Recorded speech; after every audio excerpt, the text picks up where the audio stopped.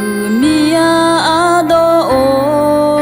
ani on se khe kho chu byu ne la no cứ lo nga ne mo ma sa ja sa kho nu sa nga ya o lo no ne bi la myo o ya da ho nga chi yi te ma nga ya da ma yi ko ni bi ya ma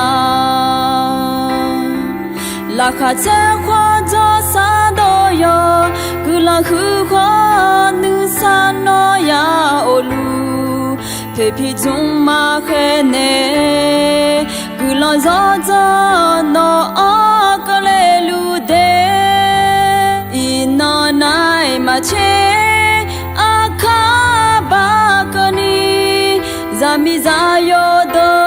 no se khe kho chu byu nya lu de no zo se khon se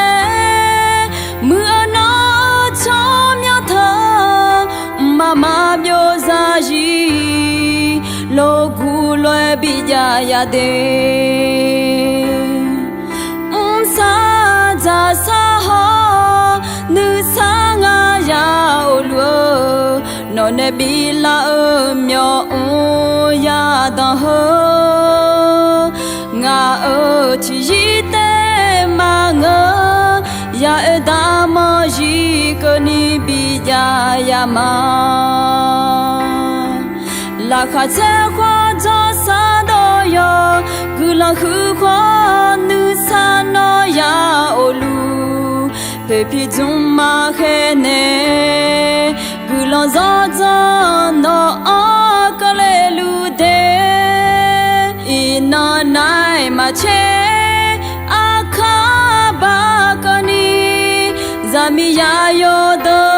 no se khe kho chu byu nya lu de no yo se khon se mu no cho mya tha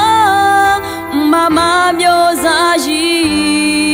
lo gu lo bi ya de